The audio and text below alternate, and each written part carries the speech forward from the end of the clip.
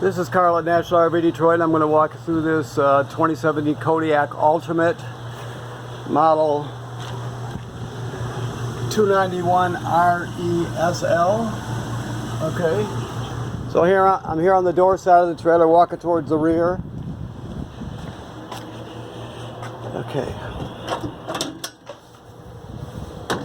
So this is your water heater from the outside. They switches to control that are inside the trailer. One thing to know is that this is your drain plug right here to drain it. Okay. All right. So you have a stabilizing system on this, so you can see the large stabilizing rams in the back, and then you've got ground control rams up front too. Okay. You have a TV bracket, you have antenna out, power. This is a vent for your range hood, so you can open it up by pushing these latches here, and there's a baffle inside, and if you're using the vent, you want to have that flap freely. If not, you want it shut. Of course, you have outside speakers. That's just a service panel for your refrigerator. Got a power awning with an LED strip. This is your Husky centerline weight distribution hitch with built-in sway control. We'll show you how that operates when you get here to do your walkthrough. Otherwise, when you have to refer back to it, you can always just go to Husky centerline website and follow their links to their hookup videos. Deep cycle marine battery, 2 LP tanks. This is a power tongue jack here. Now, if this power tongue jack ever fails, you can pull the plug right here, this rubber plug, and you can use a 3/4 inch socket or crank to operate it. Okay, let's see what we got here. This right here is the control for your stabilizer. Okay. It's pretty self-explanatory, but the directions are all right below it. You're basically just going to turn around and then you're going to hit auto level and it will level the trailer. When you retract, it'll always retract back to the last hitch height. So when we took it off the ball the last time, it'll remember that and it'll go back to that point. But like I said, you'll have to read the directions here to refresh your memory if you're not familiar with it until you get used to it. Okay. All right. So you have your dump valves here. You got your black and your gray. Of course, you'll hook the hose on here. You're going to dump your black tank first because that's toilet water and waste. Then you'll dump the gray tank second, which is sink and shower water. You just do it in that order because the gray water is obviously cleaner than the black water. Now, to clean your black tank out even better, if you leave your black tank valve open, you can hook your hose at the dump station right here and turn it on, and it'll flush out your black tank. But like it says on this sticker here, always make sure that the black tank valve is open before you turn on the water. All right. You got a 50 amp cord, 30 feet long. Okay. We're still cleaning your trailer, so you can see it's a bit dirty, but we're working our way around it right now. Now, if you noticed up in the front compartment, there was a blue coiled sprayer. Well, you can plug that in right here. Now, there's two ways to get water to this trailer. The most common way is just a city water hookup right here. Okay? So you're just going to hook your hose up there, turn around, and you're all ready to go. Now, if you go to a campground that doesn't have plumbing on the campsite, you can fill your onboard water tank right here before you get there, and then just use the onboard pump to pump water, and you can operate everything just like you have city water, but you'll be carrying your own with you. And this is just antenna or cable through.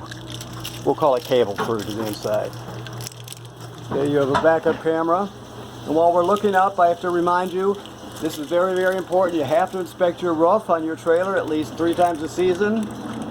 Figure in the spring and then in the fall, and then once in the middle of the summer, you're going to go up there and walk around, make sure everything's nice and tight.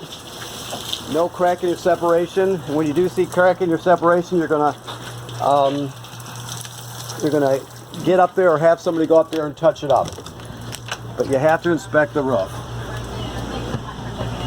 Okay. Okay. So this refrigerator is a Norcold gas absorption refrigerator. It works on 110 AC or LP gas. It's very simple. There's just one button for it. So you're just going to turn it off. You hold it a minute to turn it off, but you can turn it on.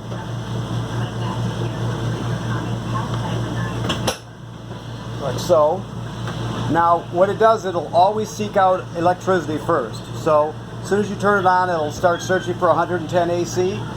And if it finds it, it'll use it. If it can't find it, it'll automatically switch over to gas. That's why they call it automatic refrigerator. It does all that automatic. You don't have to set any buttons or anything. If you're let's say it's the middle of the night, you're using electricity for your refrigerator and you have a power outage, well, it'll automatically switch over to gas for you if you lose power. Okay. The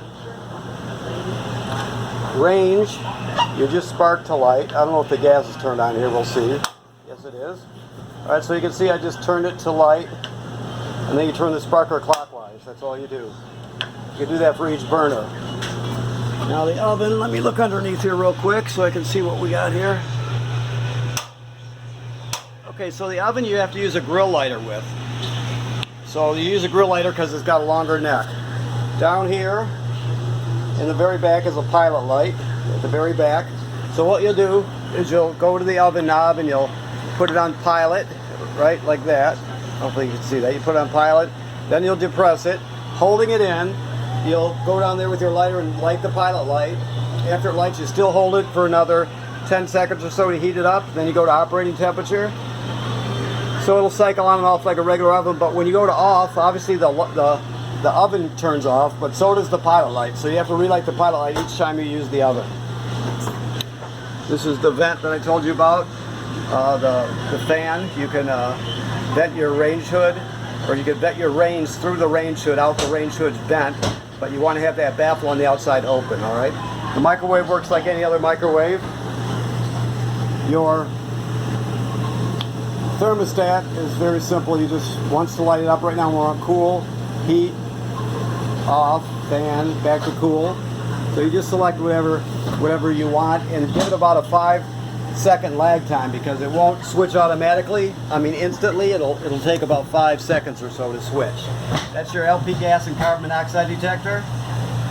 This is your power converter here. So what this does, it converts 110 AC down to 12 volt DC. So basically you're going to once you plug it in, it'll take the AC power, and you have regular circuit breakers here, just like you have at home, and they're all labeled. That's 110 AC. Then it converts the rest down to 12 volt DC, or over to 12 volt DC, and you got 12 volt fuses here that are labeled. So that's where you get the 12 volts from. And if any of these fuses blow, they'll actually light up so you can see it through this tinted plastic here. And one last thing it does, it's a battery tender, so it'll sense how much energy your battery needs as long as you're plugged in now. It'll sense how much energy your battery needs, excuse me, and it'll keep your battery charged up front as long as you're plugged in. Okay? Alrighty.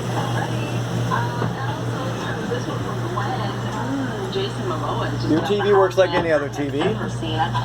Now, your radio and disc player, you play CDs and DVDs through here. You can stream off this USB stick.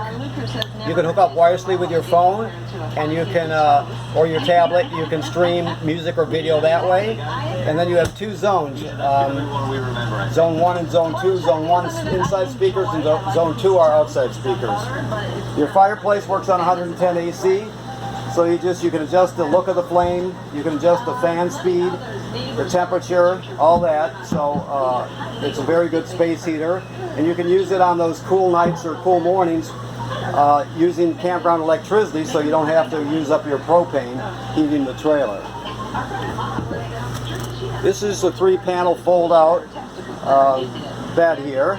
So you're just going to remove the back cushions and set them aside, then you'll pull it right down here and fold it out.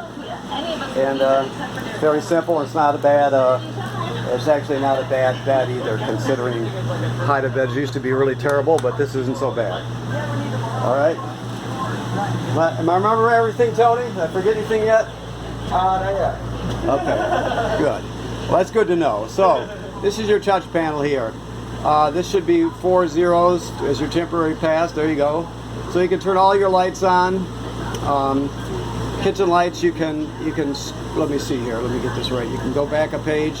You check right now your black tank is empty, your gray tank empty. Your fresh water is half full, it looks like, but we're water testing it still at this point. Your battery's got 13.6 volts, which is what you want.